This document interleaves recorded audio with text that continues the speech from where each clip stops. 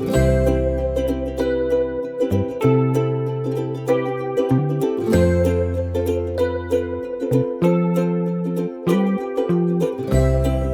good afternoon, everybody. This is Robin Ayub from the Localization Fireside Chat, and welcome to another episode recording. Today, we are recording episode 134. I am honored and have the distinct pleasure to have with me Jacob Crocket, and we'll get to know Jacob in a second here. But I want to thank everybody for coming in and participating in this episode in various ways: YouTube, podcast, etc.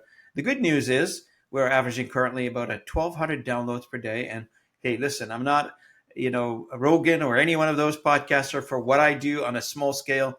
1,200 downloads, it's a major achievement for me. I'm celebrating this. I know for some other people, it's telling me, it's too small. No, for me, it's big. Why? Is because very niche podcast, targeted, selected audience, and we're listened to now in 49 countries. That's another one. I just got the report this morning from the podcast platform that I host on. And it's very interesting to see the reaction on our conversations. I feel like it produces a lot of conversation. I get a lot of emails, a lot of comments back, and the viewers are, from the comments I'm hearing back, is they find the conversation very interesting, very easy to listen to, and always, always, always, as casual as it is, there's a gem hidden inside of that conversation that people take notes of, which is good. Jacob, welcome to the conversation. I really appreciate having you with me. And I know it's late in the afternoon. Between the two of us, we can figure out how to record 45 to 60 minutes conversation. Welcome. Thank you so much for having me. I'm excited to be here. Same here. Now, why don't we start by telling people, get to know you a little bit. Tell us where you're from, what do you do, and your story, basically. Yeah. So I grew up in Minnesota in the United States. Lived there till right before my senior year of high school, then moved to Indiana, went off to college. I went to Brigham Young University, studied statistics, really have just always been interested in figuring out how things work and having fun while doing it. I've had some jobs that I've been boring and I don't last very long there. So I've worked at a bunch of different places. Right now, I live in Utah. I moved here a couple of years ago from Minnesota. I live here with my wife. I have 4 daughters. So people ask me what my hobbies are, and I mountain bike early in the morning in the dark, and then I just hang out with my kids. and I started a business, and so I have spent a lot of time. So I spent most of my career in data science. So AI before it was cool, and have always been really interested in how data can actually bring business value. A lot of tech often, makes news headlines and, there's really exciting things, but when it comes down to it, it barely affects the people who, it barely affects most of us. What problem are we trying to solve, right, Jacob? Yeah. By the time it affects us, it's on our cell phone and we don't even realize that it's happening. That's right. And, I spent a lot of time in healthcare. And there was one time I was talking with an executive at United Healthcare, and he had just come back from this big multi-day AI conference. And we were laughing because he said kind of the keynote was these people talking about some fancy algorithm they had made to detect when people should get a colonoscopy. Okay. And he was like, and the answer was, when you're 40. And he was like, they literally built a Ferrari engine and put it on a lawnmower. Like, it's stupid. And he's like, and it costs millions of dollars for that team to do this stuff. Right. And the answer is like, great. Well, every doctor could already tell you that, hey, when you're 40, you should start thinking about this. And so I just, spent a lot of time in healthcare, data science, worked in blockchain as well. Right. All things crypto. You've done the round there, Jacob.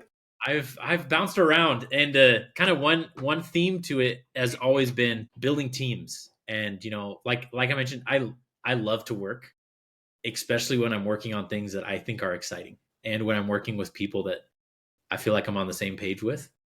And so through that and some random different experiences, last year started a company that helps teams hire people who align with their actual existing culture, not just what's written on the wall. And so that's been really fun. How's that going? It's been great. It's fun, I get it, but how you consider yourself a startup right now? What stage are you in business wise? Well, for sure, a startup, right? But I'm likely biased, having worked at a Fortune 5 company where there's 300,000 employees. Still very much a startup. We have over a How dozen did you paying transition customers. from that? I mean, from you work from a large company with all the infrastructure in place or all the assets are in place for a large company to go to a startup. And I'm going through this right now, actually. That's why I'm asking. I think it comes down to what um, it comes down to how do you work? Hmm. Is it in a big company? Some people think this is a little rude to say, but there's a lot of fake work. That's right. There's a lot of like, oh, cool, we're gonna have these meetings and we're gonna They do these call it things, HREs, right? Is that what they call it? and it's like you could spend 90% of your week on like coordinating and not actually getting work done, or building new things, or trying new things. Or like that Ferrari on top of the lawnmower. Yeah, which I mean, like, right? They spent millions of dollars. I doubt it was ever actually used in Yep. like with people, Yep. and so it wasn't that hard for me to transition, but I was Hmm. kind of always on the fringes of a big. So I mean, it's I worked at a venture research firm that got acquired by United Health Group, and so we were always kind of our own little side project, and uh, and then I helped to start a company within United Health Group that grew super fast. I wish I had stock in that company instead of United Health Group, but We all said that at some point. yeah. And so it wasn't that hard, but there definitely are some things you take for granted, right? Yeah. Where like being in the tech side is like, oh, here's all these things that there were teams, hundreds of people working on things that supported what I was doing and made it Hmm. really easy. And then when you Yeah. Yeah. jump to your own thing, it's like, oh, well, what tools do I use? What people do I lean on? And it's a big learning curve, but You it's know been what? fun. For me, the most thing that really like when you work for a large organization, you have like an accounting department, you got finance, you got whatever, you got HR, you got somebody to issue invoices for you, right? That's the basic stuff. And when you're on your own, you have to figure all this out. And for me, I was on the phone this morning with in the US, you call them IRS. Here we have the equivalent of those called Yeah. CRA, for instance, trying to figure out like how do I do my taxes? Like how do I set it up? I have no idea. I don't know if it's the same in the US, but I think when a brand new entry to the business world, I think the revenue agencies on any country you live in, they see it as green opportunity for them. This guy's no experience. Says I'm going to see if I can put him through the ropes already. Yeah, my accountant is worth her weight in gold. That's right. You need one. Oh, we need one. Yeah. She calls. I get letters from the IRS, and I'll just take a picture and text it to her and say, "Do I need to do anything with this?" And most of the time, she's like, "Nope, I got it handled." And so it. It saves you the trouble. So tell me, like when you work for a large organization, what was the moment when you said, "Okay, guys, I got to go do my own"? What pushed you to that point? Is it frustration? Is it opportunity? Is it combination of both? What do you think? That's a really good question. I think early on, I went and right out of school worked at a company called Ubiquity Networks. If you're listening to this in an office, if you look up at the ceiling, it's like a 50% chance that the wireless router sitting there is a Ubiquity wireless router. And the CEO had bootstrapped, doing billions of dollars a year. And while the company was impressive, I was very quickly exposed to like, oh wait, the companies you usually look at and think, oh, this is amazing, everybody knows what they're doing. Like it was so scrappy when I was there 11 years ago, and that instilled some confidence in me. More lack of confidence in the system to realize, hey, look, nobody knows what they're doing. This guy had a great idea and took a gamble and it worked out. Now like there's a group of people who've come together and they're making it work. But being exposed to a couple of those, and then I went and worked at this venture research firm that their whole thing was they kind of sat next to United Health Group, the biggest healthcare company, insurance company in the United States, and they would do all these research projects for them. And when some of them were so simple and but so useful for such little things, right? Like this idea that if you get people to walk more, they're healthier, and when they have to go to the hospital for any reason, whether it be they get the pneumonia or they get in a car accident, if they're walking, they get out of the hospital faster, and that saves billions of dollars. Things like that made me think, oh, cool, someday I want to do my own thing. And so it was just a matter of time. Yeah. And then within that group got acquired by United Health Group. Then we had a bunch of research that we took and spun out into a company around type 2 diabetes. And I was part of the founding team there. That was really kind of the final Catalyst. fire was, yeah, the catalyst to say, hey, me and 7 other people Hmm. with a lot of help from other people, but it was really us that, we took this, brought it 10,000 people. The company was worth $1.5 billion within 18 months. And it was awesome. And then they brought in a bunch of, MBAs, which they're all great, but all the people who were there building it really got, kind of pushed into the corner and told, hey, cool, here's your job. Go back to this job. And then, yeah, that was the countdown had started for me. Was cool. I'm going to do my own thing. What is it? How do I test out an idea to see and Hmm. use kind of the experience and knowledge that I had to create something that was not just hand wavy exciting, but really applicable and useful Yeah. for people. And so your background seems to be like all healthcare related, and you started, HireAligned, and why is there a connection? Is it a completely different? Because it's a horizontal service, right? Yeah. So yeah, it has nothing to do with healthcare. Really, it's all with people. And kind of the biggest realization is, so one, every people now, especially since COVID in the last five Yeah. years, people care way more now about who they work with and why they're working than they ever have before. Like you can't clock out at 5 p.m. and forget about your job until the next day, like we could before. And so if you hate your job, it affects everything. And that's number one. Number two is, with technology has always been causing this, but especially with AI, the barrier to entry on skills is going to zero. I don't know if it will ever get to zero, but it's becoming easier and easier to learn things. And that only increases the importance of being on a team where you feel like your values fit with the But the people. ability to learn, though, is still fundamental, right? So the skills are Oh, one thing, because if somebody doesn't want to learn, I mean, you can't force it. oh, for sure. And that it gets down to, what motivates people and what do they value, right? And a lot of that is, I value learning a lot of things. So I've always told people, hey, I'm a 6 or 7 out of 10 on a lot of things. I'm a 10 out of 10 on Googling and learning things quickly. Um, and that for me has been the most valuable part in my career. But so that kind of the transition there was recognizing, hey, it's important that people align, because then all of and they're a fit for the culture and the team, because then all the HR buzzwords, retention, engagement, productivity, they go in the right direction. But also at an individual level, people are Yeah. just happier, and it Yeah. makes a huge difference. And I had experienced times on teams where, like, it didn't feel like work, and I loved it, and it was amazing, and it was so much fun. And I've then felt other times where I dreaded it. I had a lot of kind of internal conflict of, like, do I just quit my job now? Like, I hate this. And realizing, wait, why are we okay with that being the status quo, that most people are disengaged at their jobs? And so really trying to take a different approach to, okay, the easiest way to find alignment on a team is when you're bringing people on. Yeah, 100%, because you can map it. Yeah. You can map it.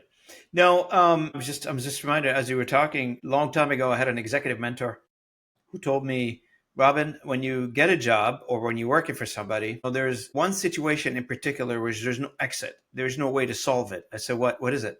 He said, if you think you're having like a bad deal working for this company and the company thinks that they have a bad deal hiring you, you can't fix that.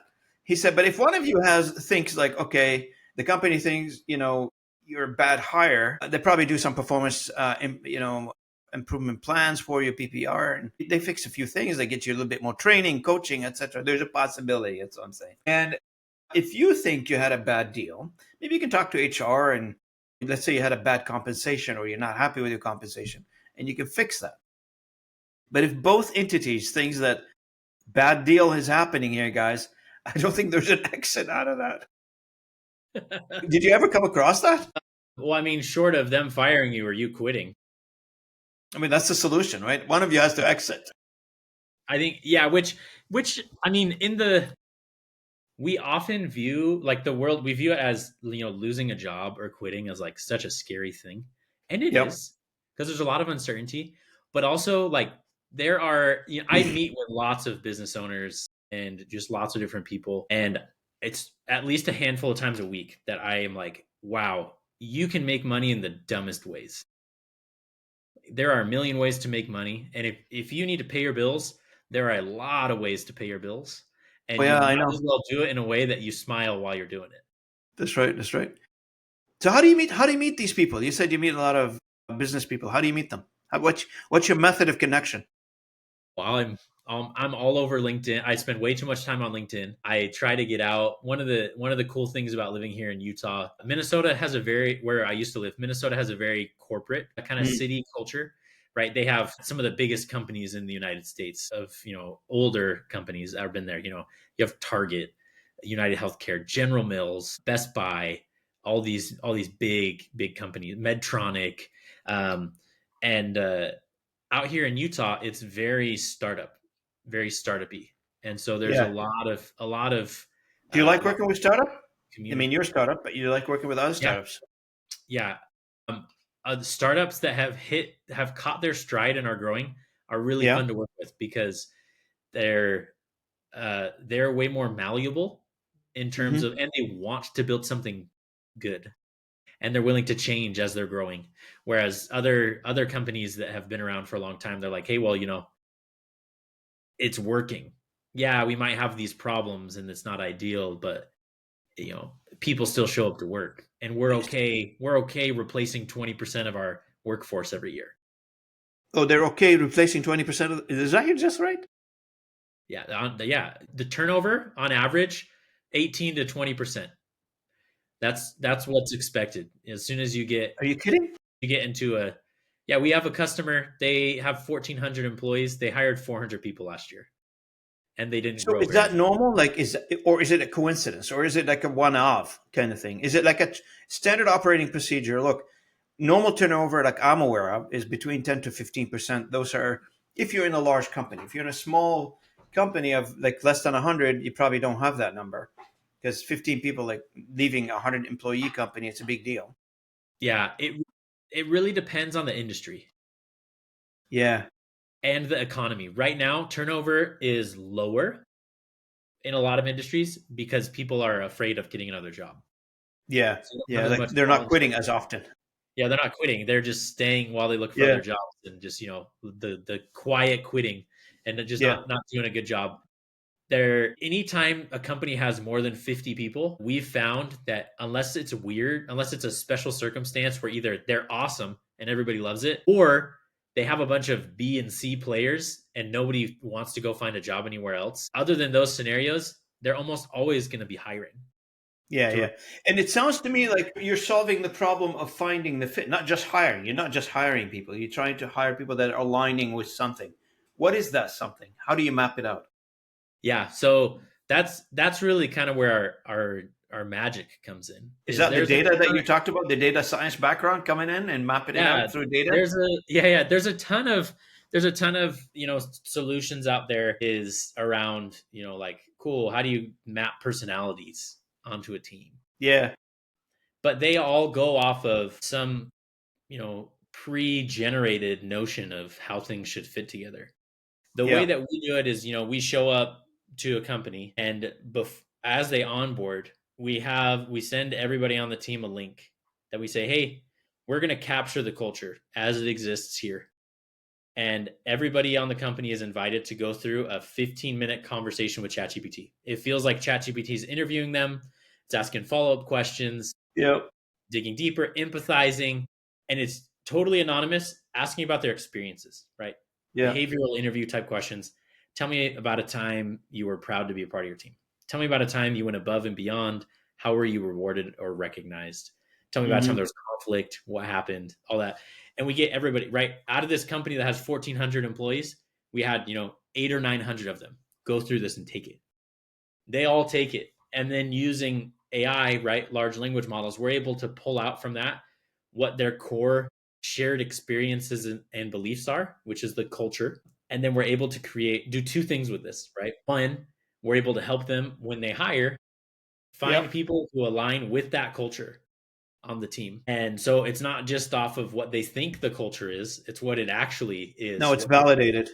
Yeah. And then as well, when they're onboarding, they input what their core values are, right? Their aspirational culture, Yep. what they want it to be. And so we're hiring people that fit in that gap between aspirational and existing culture. And then we also can show them how well they're living up to those core values with insight into. We have a customer that, one of their core values is sharpen the axe, like get better every day, like practice and learn. Yep. And it gives insight into, hey, are they actually doing that? What things Yeah. could they be doing to better live up to that? And so it's fun though. It's fun to see. I mean, most people are excited. Some people get really angry when they see what their actual culture is versus what they think it is. Are you aware or of any studies or metrics out there to say, a growing company or a company that needs to stay ahead of its competitors needs to have a turnover of X, or has that been demonstrated? Let's say if we say, for instance, when I was in the telecom industry, was very well aware. For instance, companies like Cisco, for instance, every quarter they fire like the bottom 30% of their sales force, and that was a common knowledge to everybody. It wasn't published anywhere. It wasn't something that would put on an annual report by any mean, but it was a common knowledge in the industry. Everybody knew that. Is there such thing? Is that a common practice somewhere? I don't know any study. I haven't looked at any studies around it, but I mean, Amazon's famous for getting rid of their bottom 10% of performers every year. And that's not just sales. It's like tech and different things. And so Yeah, yeah, it all right. That just shows what the culture is and how they correct. want it to be, right? Where it's, that it's high performance, low safety, where, you have a bad year and you're gone, which Hmm. may or may not be right or wrong.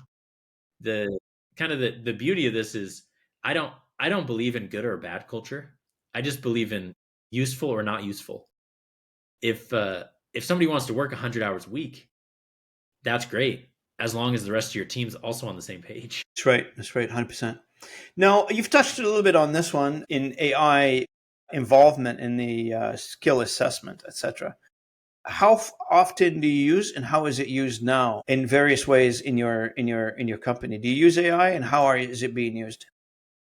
A lot, like as within the product that people interact with, or as we're building the company. Yeah, like as you're hiring people. Like, is it part of the hiring process?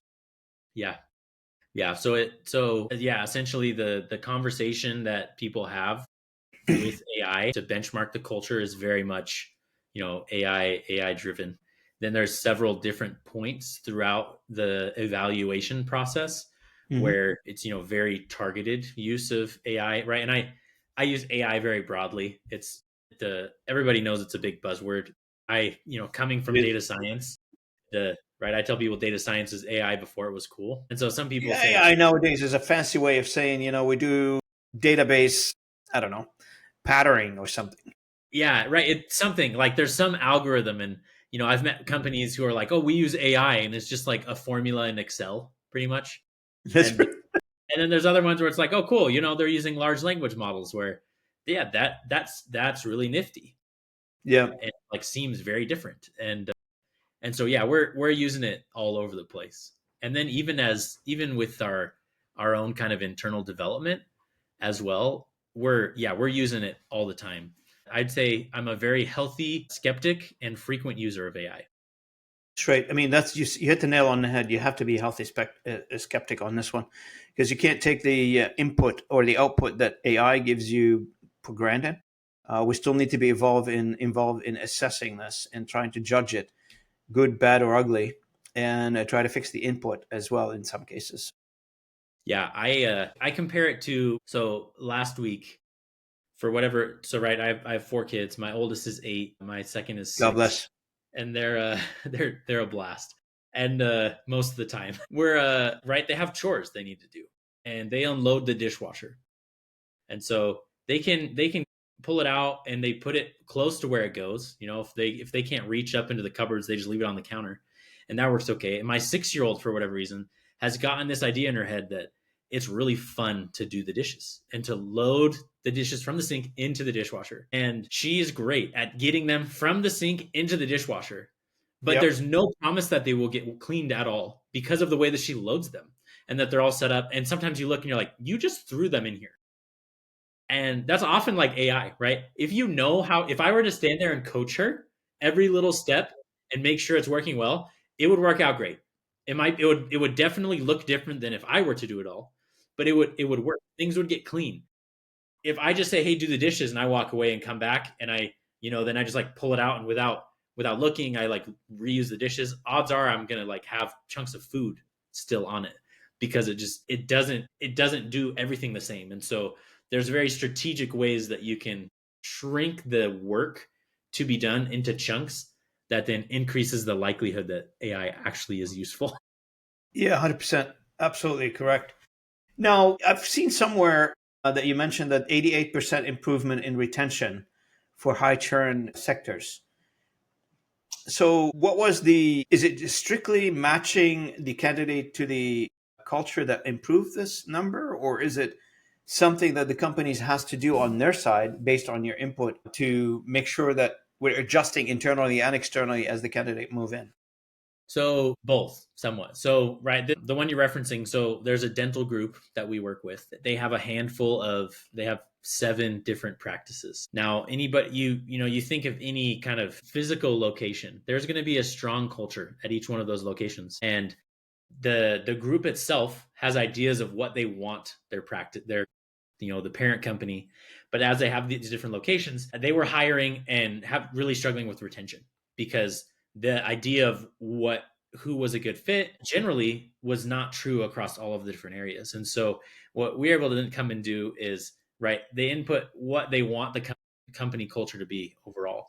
And then at each of the locations, we're capturing the baseline. And then those teams, when they post a job to hire and the candidates go through their AI assessment conversation, we're then able to stack rank and say, okay, who's the best fit, the best aligned with the team that's here at this location, right? Hmm. Because there's a world where in the dental industry, the dentist who's kind of the boss of the office, um, in some, they're really nice and kind and patient. And that's great. That's awesome. There's some where they're mean and abrasive. And if the people that you bring on are okay with that, maybe they're having a little bit thicker skin, it works out great. But if you have somebody who needs to be at the warm and fuzzy office and they The end up warm at and the, fuzzy office. hey, I'm going to yell at you if you leave your chair out office, that doesn't work. And so not only were we helping them align better, but also the insight that they were getting as to, their core values that they're trying to lead to, how do they all rally around something and talk about it? Hmm. That those together really, it was kind of the magic that led to them having really high retention, and I mean also like revenue going up across all of the offices because Yeah, because it impacts everything, right? yeah, it impacts everything, right? You're gonna have people who are happy, they're gonna work better and harder. Yeah. Now, one of the things that I always contemplated when I hear about cultural fit is bias.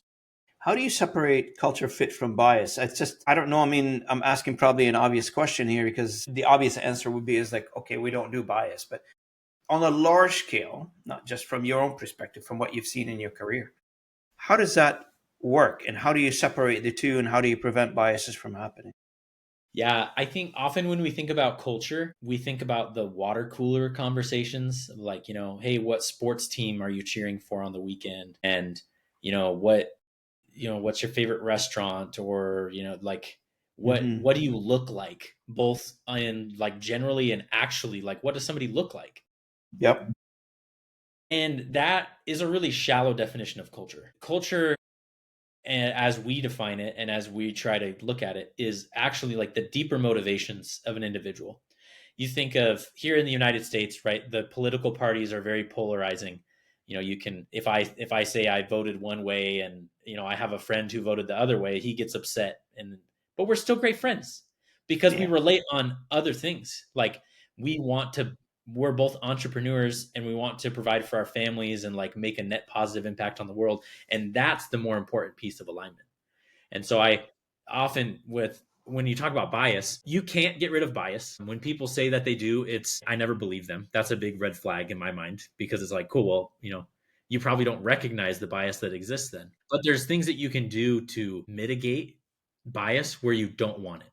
Because when you're looking for alignment, you're actually looking to introduce healthy bias where we know what aligns with us and what we want, whether it be somebody who is more motivated by, like making a positive environmental impact on the world or whatever it is. And we're trying to find people who fit with that. Mm-hmm. And it's at a level that is more deeper and meaningful than the traditional, like, oh, we want to avoid bias because we don't want to be prejudiced. And so there's unique ways that you can do that.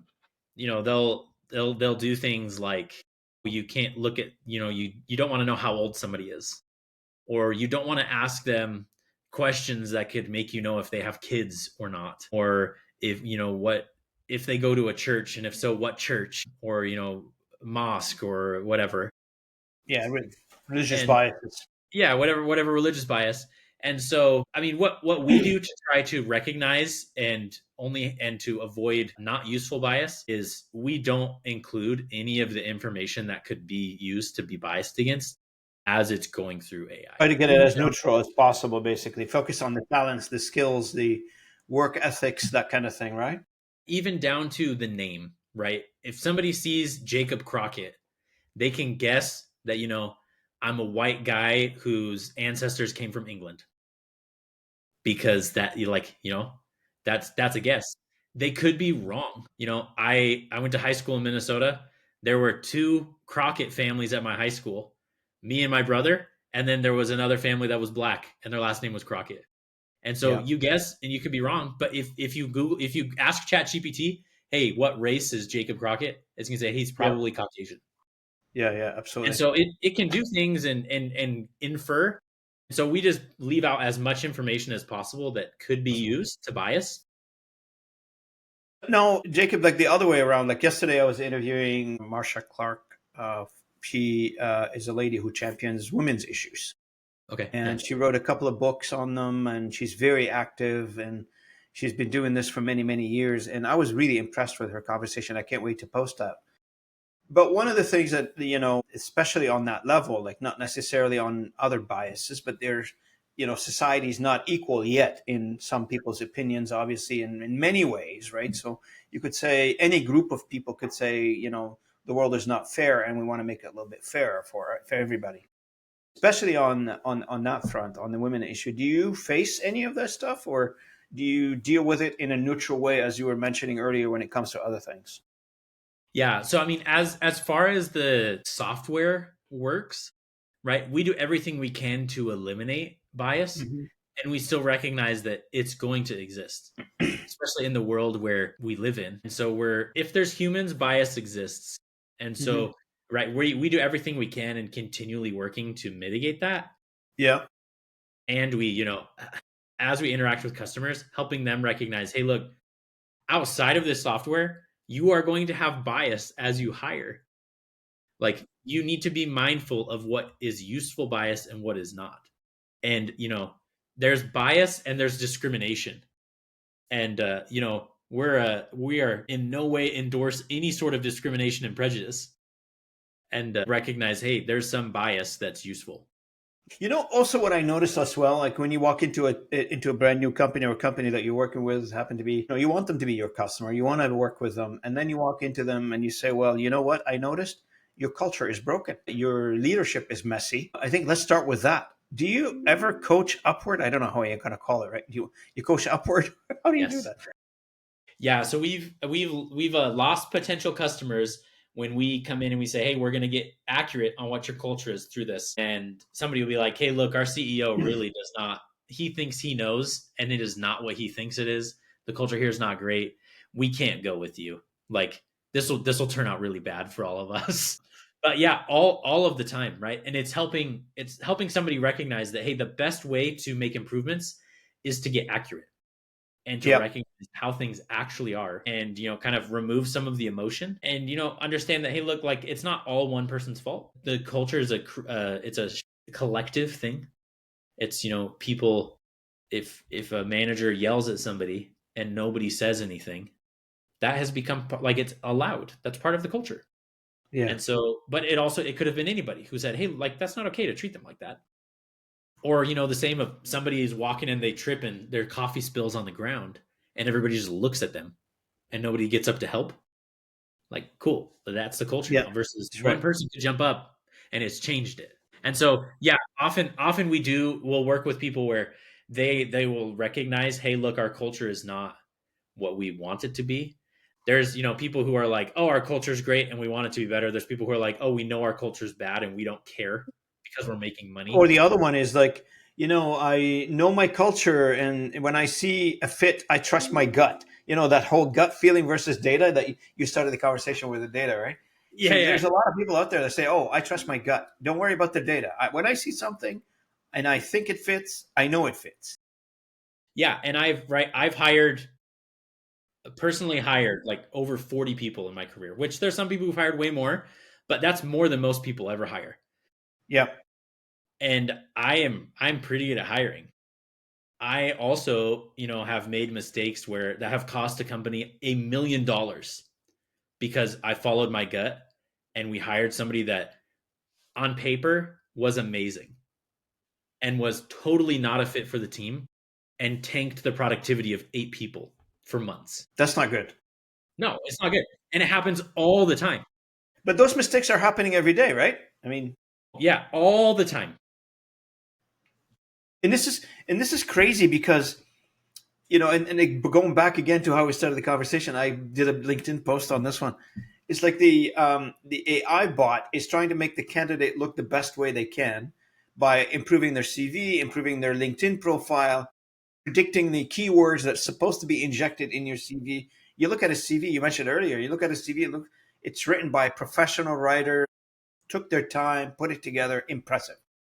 And then you've got a bot on the other side, on the recruiting side, is saying, okay, well, I realize now that this is something fishy going on here. So I'm going to evaluate it.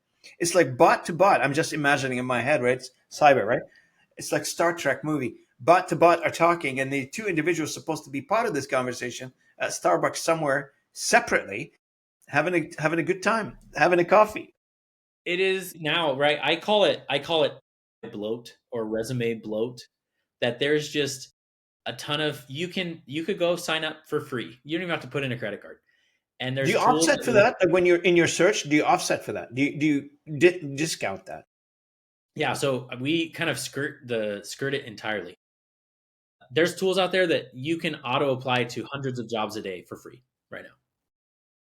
And that is not at all helpful because now the hiring company also has a ton of unqualified people, but then there's also tools that will make your resume look like that's the perfect match.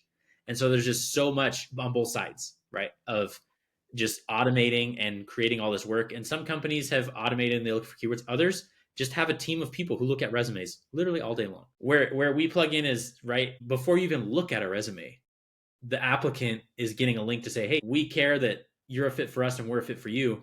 The first step is to go through this thing, and they go through that AI interview, that conversation.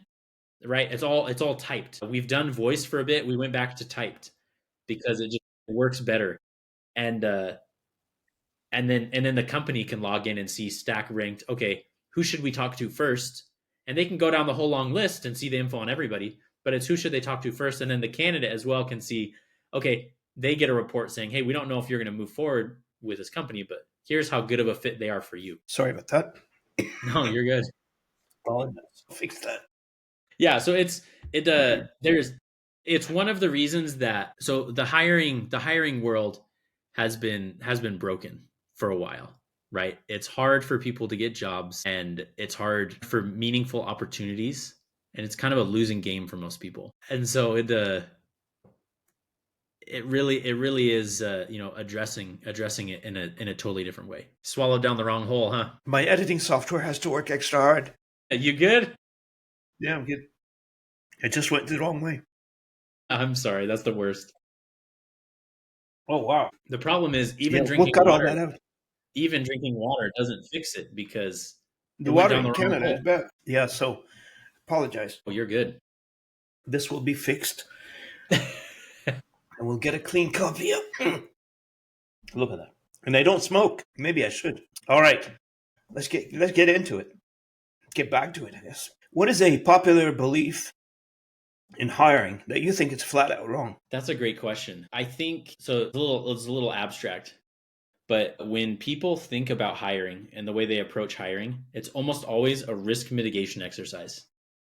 It is, here are the 3 things that we need a person to do at our company. And how do we find somebody who is least likely to not be able to do those things? And so really trying to find somebody that can do the job without causing problems, with the most likelihood that they stay. And it's a very kind of scarcity mindset way of approaching hiring. When there's a world where the world we live in is, there are tons of talented people who are eager to work and eager to work hard.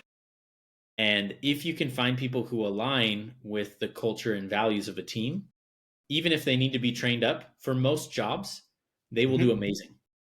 Yeah. And so really the initial approach and framing of it, I think is broken for most companies and most people.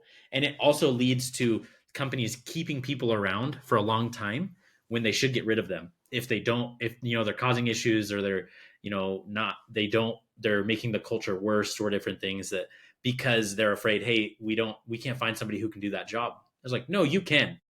Yeah. It's just easier to think that you can't. Yeah. And you've interviewed people like repeatedly. So what is one of the interview questions that you wish people to retire? You get rid of it. I think anytime you ask somebody a question and you know what you want the answer to be, it's not a good question. Sort of like there's obviously some examples where that is good, but I'm a huge fan of behavioral interviews. Yeah, I was gonna say you tend to be behavioral, right? Yeah, it's very much on, hey, what are the stories, right? Like the best predictor of future performance is past performance. Correct. And right, a lot of that is based off of the environment and such. But if you can understand the way that people work and the way they view things, that's often way more interesting than somebody asking like a question of, hey, some people will do case studies and it's like, hey, well, how would you approach this? Yeah. And if you know, hey, here's the one right way and the rest are wrong, Yeah. I don't think it's a very good question. No. Now, for people who don't know you and never been on my network before to meet you, how do they find you? Where do we get a hold of you if somebody's interested after this call? Yeah, so right, like I said, I LinkedIn, spend huh? way too much time on LinkedIn. So you can find me there, Jacob Crocket. You can also shoot me an email, jacob@hirealigned.com. Hire is HIRE aligned. That's right. For those people who are connected to me on LinkedIn, if you need to reach out to Jacob, just let me know and I'll introduce you to him. He's connected to me. I think we are, aren't we? If we're not, Yeah, we should do that. We should fix that. And so, yes, if you need to get a hold of Jacob, let me know. I'll do an introduction and we'll help you get a hold of him. At the same time, Jacob, I want to ask you one last question and we'll wrap it up. What did you think of this conversation? Except my almost passed out here a second ago, but except you're we'll edit that drinking out. We'll edit that drinking out. Don't water worry. down the wrong tube. Yeah. It's been awesome. It's always fun to talk with people who have a great depth and variety of conversations because of the way that they view the world. And so, right, and that I think is one of the beautiful things of technology and the internet, is being able to be connected with people that otherwise you may never, You wouldn't be come across them. yeah, you never meet them. And that, I think, helps us all realize, wait, humanity, we're not as different as we think we are. No, you're right. We're almost alike in everything. Yeah. Well, I want to thank you so much for joining me today, Jacob. I really appreciate it. And thank you again for your time. Anytime you want to come back to the channel, I really enjoyed this conversation. Hopefully we can do it some other time when we probably have a bigger update after you grow the company and you have a big announcement to make. Come back here and come back to the channel. We'll be happy to host you. Thank you so much. It's been really fun to be on. Absolutely. And for the audience, thanks so much for listening in. I really appreciate you being part of this conversation. And I will see you at the next episode. Thank you so much for listening in. Robin Ayub signing off. Bye now.